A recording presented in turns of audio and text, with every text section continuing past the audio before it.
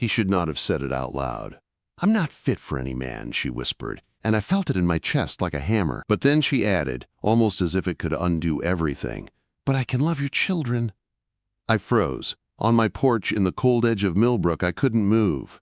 The words weren't a question, weren't a plea. They were a declaration, a promise and a challenge, all at once. My kids, Ella, 9, fragile and fierce, and Caleb, 12, stormy and quiet, were inside, oblivious. And yet, everything they needed, everything I had been failing to give, could be in the hands of this woman I barely knew. 3 years alone.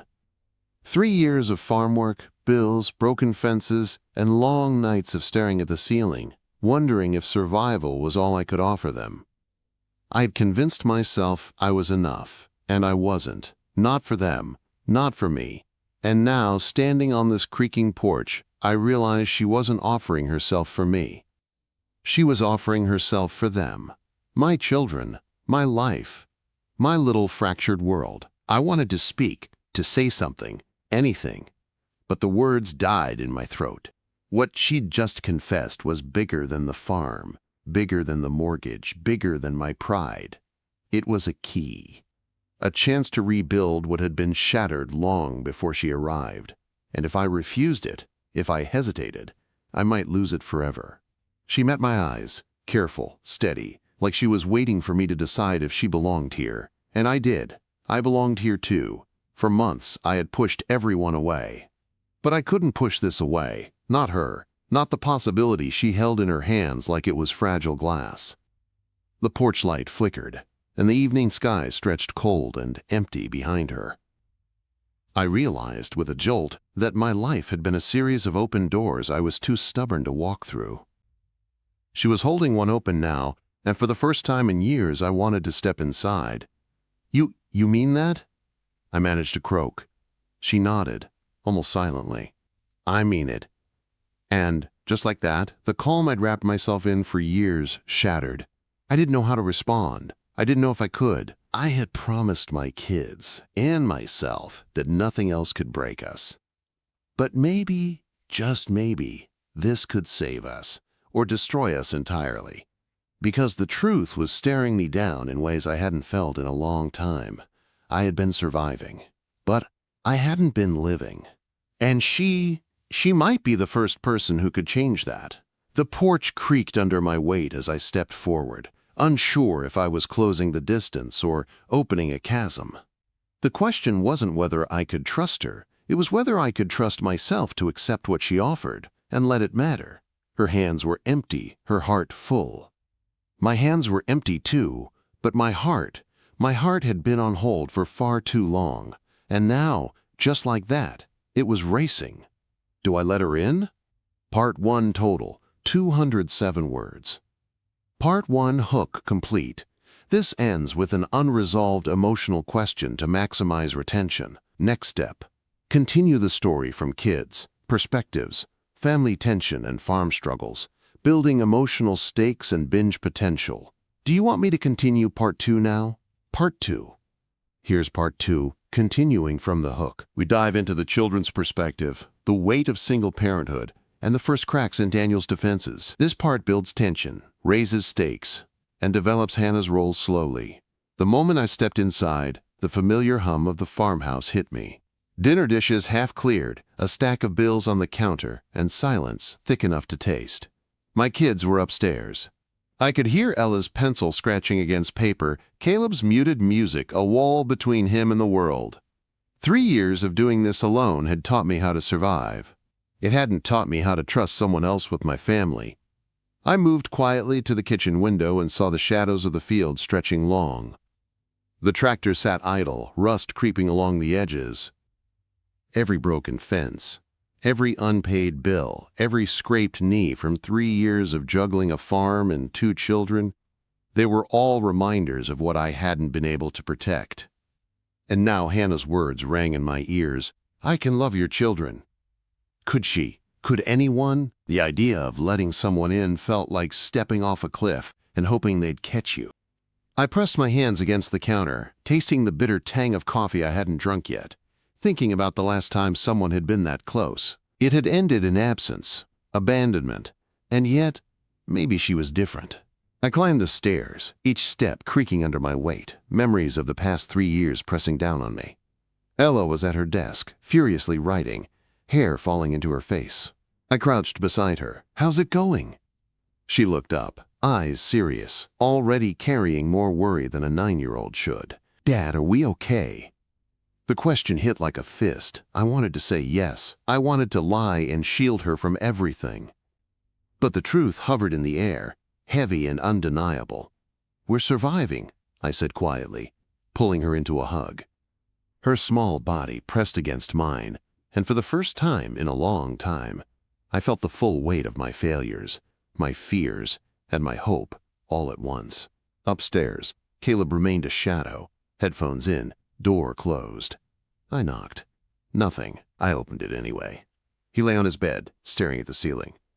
"Hey," I said gently, just checking in. His one-word answer, "Fine," was louder than any argument, louder than any confession. I stepped closer. "Dinner?" He shrugged. "Cereal." I suppressed a sigh. Not enough. It was never enough. And still, I let him be, because forcing him would break him further, and I couldn't risk that. Later, standing in the kitchen alone, I held the coffee cup I hadn't touched and stared at the bills, stacked like grim totems. Medical bills from Caleb's appendectomy, tractor repairs, mortgage statements. I was drowning. And I had been drowning alone, until her voice on the porch reminded me. Help was possible, maybe even necessary. The knock came at 8:15, sharp, unexpected. Pastor Graham, holding a casserole dish, smile apologetic. "Daniel, thought you might appreciate this." I accepted it, throat tight, and he lingered.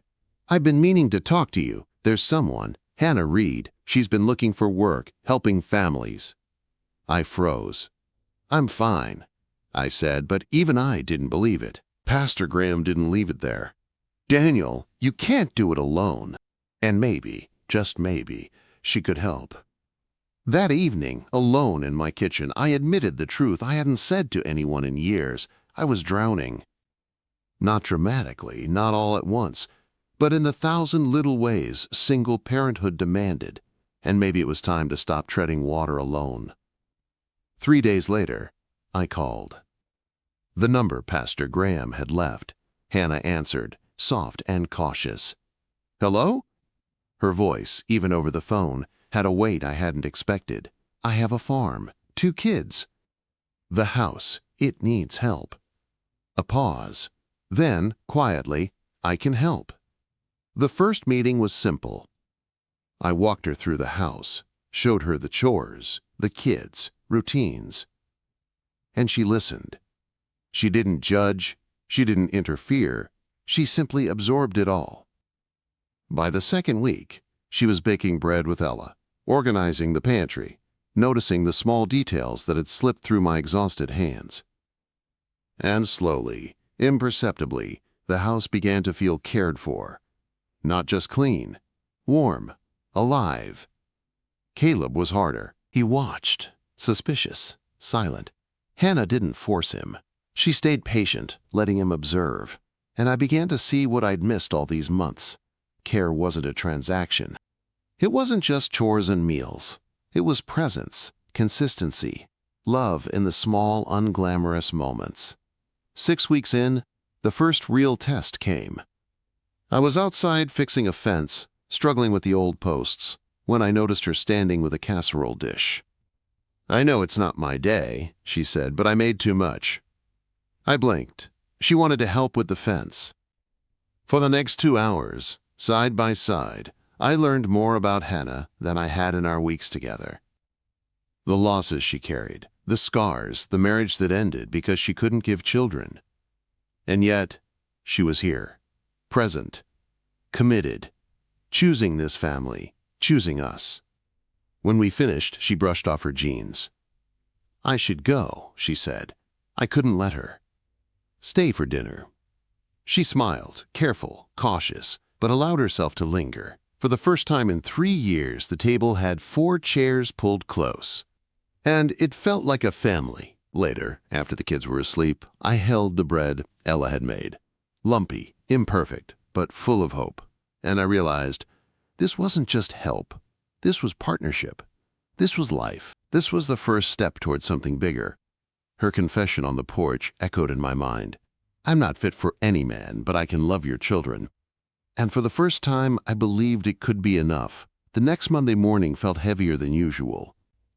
Hannah arrived at 8:45, slightly early, and I found myself watching her approach from the kitchen window. The kids were still upstairs. Ella's hair was a messy tangle of curls. Caleb's headphones were half on, half off, like he was bracing for the day. I felt that familiar knot in my chest, the mixture of hope and fear that had followed me for years. "Morning," she said, voice soft but steady. "Ready to tackle the day?" I nodded, unsure if I was ready myself. There was no turning back. I had let her in. The kids had let her in. And now the farm, the house, and our lives depended on all of us working together. We started with the barn chores, feeding the livestock, checking water troughs, inspecting fences. She followed every instruction, competent, careful, absorbing the rhythm of farm life like it was second nature. I could barely keep my eyes off her, not in the way a man lusts, but in the way you notice someone who belongs somewhere you didn't think anyone could. Ella came bounding down the stairs, backpack in hand. "Hannah, you have to see my drawing." Caleb appeared reluctantly, hovering by the doorway. "I'll watch," he muttered, arms crossed, skepticism etched across his face. Ella shoved the drawing into Hannah's hands, a house with flowers, a dog, and 4 stick figures holding hands. "We're a family," she announced. "You're part of us now."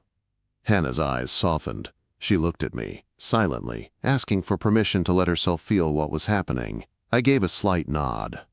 She smiled, careful, warm, genuine. That one gesture, small, fleeting, cracked something inside me that had been sealed for years. The day blurred. Bread baked with Ella, laundry folded, floors scrubbed. I ran into town for a quick job, trusting Hannah to hold down the fort. When I returned, the house felt different. Alive. The smell of fresh bread, the hum of the washing machine, the soft laughter echoing from the kitchen. It wasn't just clean. It was cared for. Caleb remained guarded, but small cracks appeared. He asked questions, laughed softly at Ella's jokes, even joined in a game of cards after dinner. Hannah didn't force it. She didn't try to replace their mother. She simply showed up, consistently, with kindness, patience, and love. Then the crisis hit, financial, brutal, and unavoidable. I came home one Friday to find the bank statement I'd been avoiding on the kitchen counter. My jaw tightened. The tractor transmission needed replacement. The upcoming loan payment was looming. And for the first time, I realized just how close we were to losing everything. Hannah stepped forward, hesitating, sensing the weight I carried but refusing to let it paralyze her. "We can fix this," she said quietly. "Let me help." Her hands reached for mine, not just to comfort, but to act. I wanted to say no. I wanted to insist I could handle it alone. But watching her, seeing how firmly she was willing to step into the chaos of our lives, I realized that I had no choice but to accept. And for the first time in 3 years, I wasn't terrified of needing someone. We planned. She would pick up shifts at the diner to supplement the farm income. I would handle construction contracts. Together, the numbers started to look possible. More than possible, they started to look like survival, like hope, like life. Evenings were different now. Hannah lingered at the table after chores, helping with homework, listening, noticing. Ella confided in her. Caleb asked for advice. And slowly, the invisible walls I had built around my children and around myself began to crumble. Then came the confession, unplanned, late one night. The kids asleep. The house quiet, except for the occasional creak of the floorboards. I found myself speaking before I could stop it. "I think I love you, Hannah." Her hands froze mid-fold, eyes wide. "Daniel." "I can't not say it," I said. "Not anymore. I've tried to fight it, but I can't. You're here, you're helping, you're part of us, and I can't imagine this family without you." She swallowed hard, the weight of years of self-doubt and fear pressing against her chest. Daniel, I care about all of you. I have for months, and I was scared. I didn't know if I could, if I'd be enough. You are, I said firmly, not because you're perfect, not because you can give me children, because you see my kids, you see me, and you choose us anyway. Her eyes glistened, tears threatening. I want to be enough. I've never wanted something like this before. You are, I repeated, quieter this time, certain. You already are, just by being here. It wasn't a proposal. Not yet. It was something quieter, braver. An admission, a surrender, a recognition that for the first time in years, I wasn't alone, that my children weren't alone, that we could survive, even thrive, together. And as we stood there, the kitchen warm with the last light of the day, I realized that the family I thought I'd been building alone wasn't whole without her, and that if she could stay, if we could navigate the storms together, there was a chance we could become something better than survival. Something that deserved the name home. Because Hannah's choice, her willingness to love without guarantees, to stay despite fear, was the first real hope I'd had in 3 years. And maybe, just maybe, that was enough to rebuild everything. The phone rang just as the last light faded from the barn. I wiped my hands on my jeans, expecting another contractor calling about a job. Instead, it was Jennifer. My chest froze. Her voice, sharp and controlled, came through the speaker. Daniel, we need to talk about the kids. I didn't answer right away. My heart hammered, half in rage, half in fear. 3 years of silence. 3 years of absence. And now she had resurfaced, threatening to undo everything. I don't think we need to talk, I said finally, keeping my voice steady. You left. You chose to leave. You've had your chance. There was a pause, tense enough to feel like a physical weight. I was wrong. I made a mistake. I want back in. The words hit like ice. I could hear Hannah moving in the background, quiet, attentive, waiting. My mind raced. Could I let her even speak to the children? Would a judge take her seriously after 3 years of abandonment? Could I protect everything we'd built, the fragile trust, the new rhythm, the family we were becoming? I'll handle it, I said finally, my voice tight, protective. But not here, not now. I hung up, and my chest ached. I hadn't realized how much 3 years of guarding my children had hardened me. And suddenly the thought of losing Hannah, of losing the family we'd just started to build, was unbearable. Hannah appeared behind me, placing a hand on my shoulder. Everything okay? I shook my head, frustrated and exhausted. My ex-wife called. She's trying to come back. Her eyes narrowed, not in anger, but in a fierce, protective determination. Then we handle it, together, quote. Her presence steadied me. It always did, even in moments like this.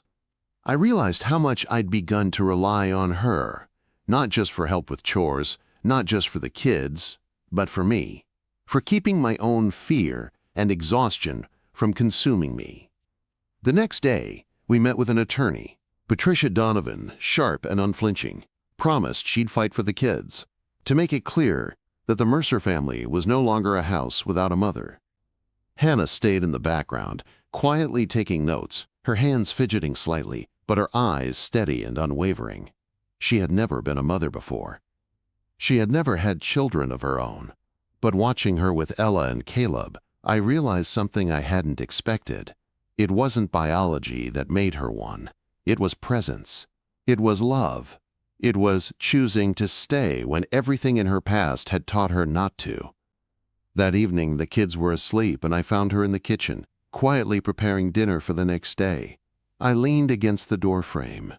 You didn't have to stay, I said. She looked up, eyes bright in the dim light. I wanted to. I need to. You, the kids, this family, you saved me before I knew I needed saving. Her words struck me harder than any argument with Jennifer could. I realized then that this wasn't just about them. It was about us, about the way we had carved space for each other in lives that had been hollow for too long. We didn't speak about love yet. Not directly. But the way she lingered near me, the subtle brush of her hands when she passed, the quiet acknowledgement in her eyes whenever I looked at her. It was there, and I could feel it. Days passed. Jennifer sent letters, threats disguised as concern. "Daniel Mercer, you're failing your children. You've replaced me. The kids need me." I ignored them, every single one. Every time I looked at Hannah, at the way she laughed with Ella, the patient smile she gave Caleb when he didn't say a word, and I knew. This was who they needed. This was what they deserved. Then came the farm emergency. The tractor finally gave out completely, refusing to start at the worst possible moment. The contractor called, needing me to finish the job on schedule. Panic crept up, tight in my chest. Hannah stepped forward.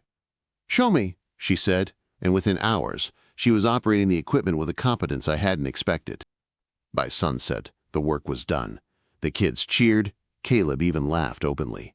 And I realized with a sudden, shocking clarity that she had become indispensable, not just to the house, not just to the farm, but to the rhythm of our lives. That night, we sat on the porch. The air was crisp, the stars hidden behind clouds. "You did everything today," I said, voice soft, vulnerable. "And you still didn't leave." She looked at me, small smile, eyes honest. "I'm not leaving, not now, not ever." Something in me loosened. Fear, doubt, grief. They all receded just enough to let something else bloom.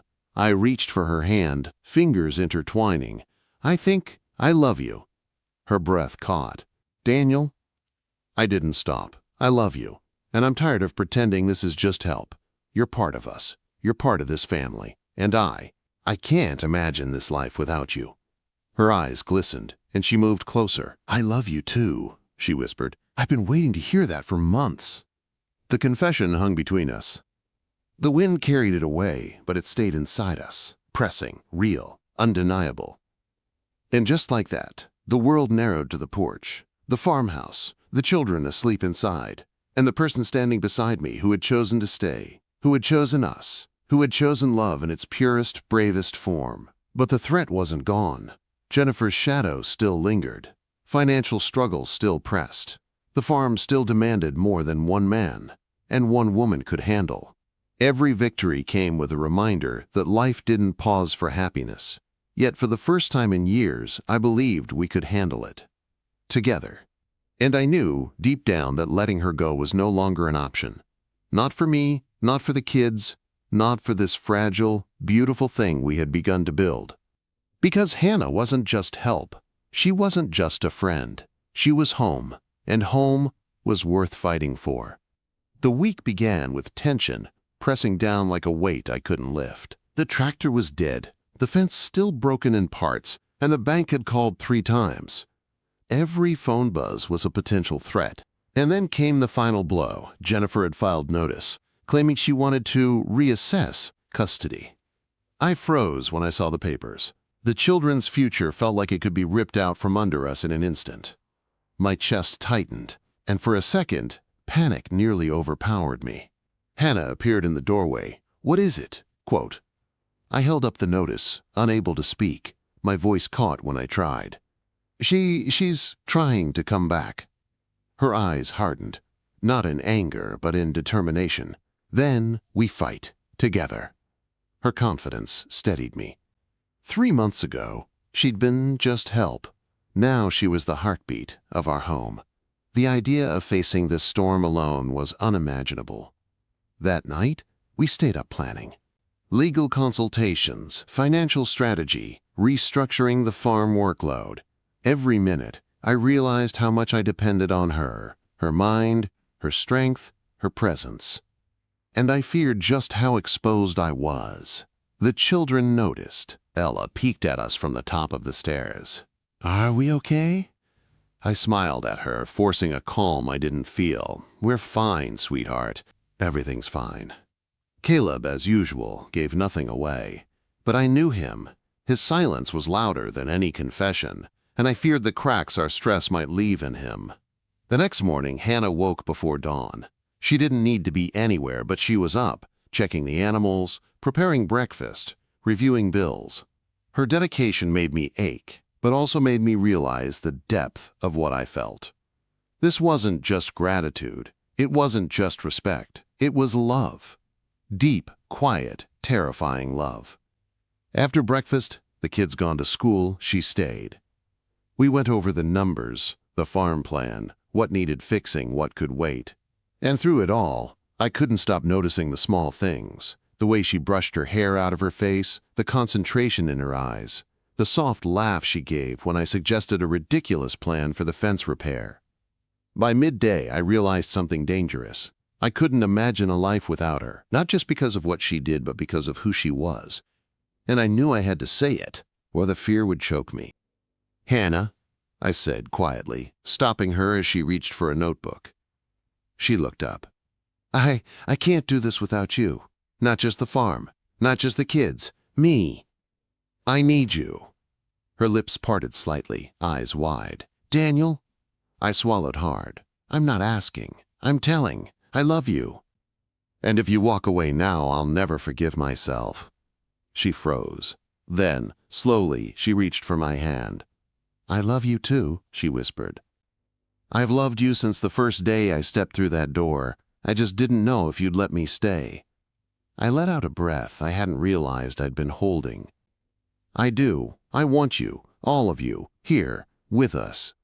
Her hand tightened on mine. "And I want you, even if it's messy, even if it's hard, even if life keeps throwing storms." We stayed like that for a long moment, the weight of our confession settling around us, heavy and grounding. Outside, the wind rustled through the trees, but inside, for the first time in years, I felt anchored. The crisis escalated that afternoon. The bank called, threatening to foreclose if we couldn't produce $15,000 by Friday. The weight of 3 years of survival pressed down like a vice. I looked at Hannah. She didn't panic. She only rolled up her sleeves and asked, "What do we need to do?" For the next 3 days, we worked like a single organism. She handled the kids, the house, the farm, and even took a second job at the diner. I ran contracts in town, worked the fields, patched fences. Every exhaustion, every worry, every sleepless night, it all fell on both of us. And I realized something terrifying. I couldn't imagine doing it alone. Late Thursday, Caleb appeared at the barn watching us work. I think you're both insane," he said, half smile tugging at his lips. "But good insane." Ella ran ahead, carrying water buckets. "We're gonna make it. Right, Dad?" I nodded, feeling the tightness in my chest loosen just a fraction. "We're going to make it." By Friday morning, the last check was in hand. The farm was saved. The children, exhausted but happy, clung to Hannah and me. And I realized this wasn't just about survival anymore. This was about trust, about love, about the courage to let someone in.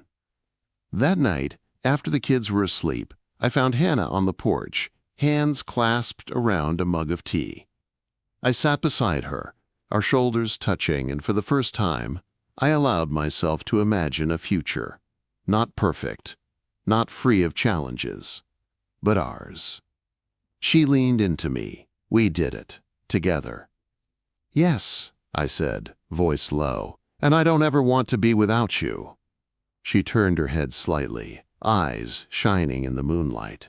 "You don't have to be. You never will." I held her close, feeling the rhythm of our hearts align for the first time. In that moment, the storms, the fear, the abandonment, they all faded. There was only us, only home, only the family we had chosen, every single day. And I knew then, as I had never known before, that this love, messy, fragile, terrifying, was worth every risk, every sleepless night, every past heartbreak. Because Hannah hadn't just saved the farm. She had saved me, she had saved the kids, she had saved us all. And I would fight, endlessly, to make sure we stayed this way, together. Saturday morning arrived crisp and clear, a rare calm after the storm of the week.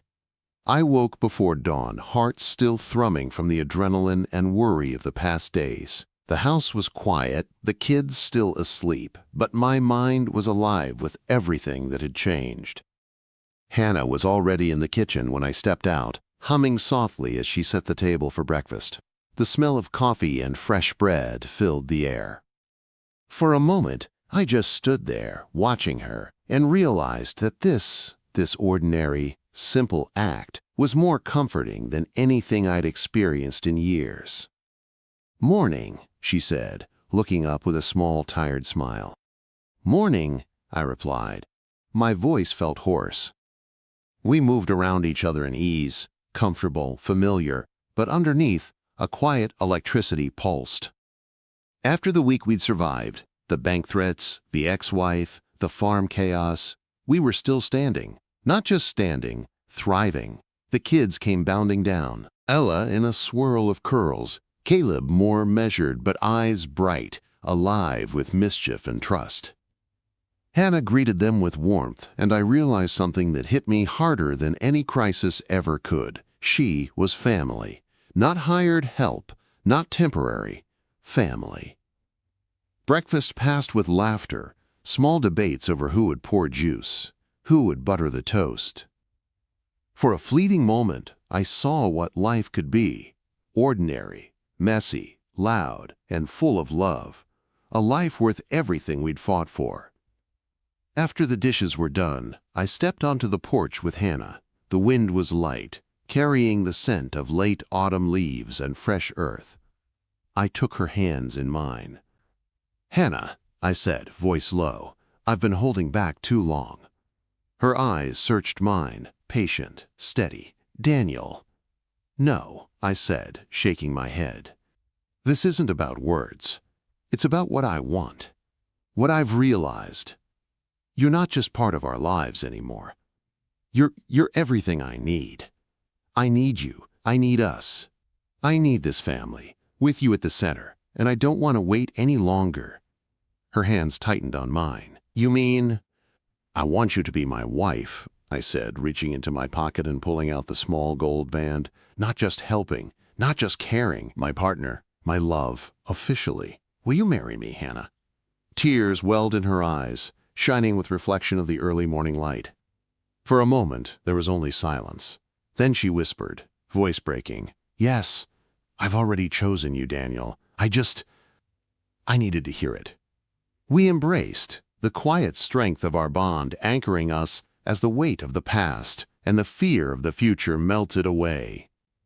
Inside, Ella ran to hug us, squealing with joy. Caleb approached, tentative, and then wrapped his lanky arms around both of us. I held them all, feeling the full circle of everything we'd fought for, everything we'd survived, everything we'd built. Weeks later, at the courthouse, the ceremony was simple. The kids were witnesses. Pastor Graham officiated. No frills, no grand audience. Just promises, just truth. When the judge said, "You may kiss your bride," I pulled Hannah close, pressing into her every ounce of love, gratitude, and hope I'd carried through the darkest days. The kids erupted in cheers. Ella screamed, "Mom! Mom! Mom!" Caleb rolled his eyes but laughed, hugging us both. And for the first time in years, I felt the weight of fear lift. Hannah, now officially my wife, my partner, the mother of my children by choice, held my hand as we stepped outside. The sun broke through clouds, casting gold across the farm that had been our battlefield and would now be our sanctuary. The days that followed were ordinary but extraordinary. We planned meals together, repaired the barn, navigated school projects, celebrated small victories. Ella flourished. Caleb smiled more freely, and I finally understood that family wasn't about perfection. It was about showing up, choosing each other every single day, even when it was hard. On a quiet evening, I found Hannah on the porch, looking out over the fields. "We did it," she said softly. "No," I corrected gently. "You did it. You saved us, all of us. And I swallowed, heart full. I love you, all of you, always." Her hand found mine, fingers intertwining like they had the first time. "I love you too, Daniel, and I'm staying, every single day, no matter what comes." The stars appeared, scattered across the dark sky, and I realized the truth. We weren't perfect. We'd faced loss, abandonment, fear, and uncertainty. but we were alive. We were together. We had chosen each other. And that, in the end, was everything. Years later, when people asked Hannah how she found her family, she'd smile and say simply, "I didn't find them. They found me, and we chose each other." Every single day. The farm thrived. The children grew. Love deepened. Life came with challenges, but we faced them together. The Mercer family wasn't perfect. It wasn't easy. But it was ours, whole, chosen, real. And that was more than enough.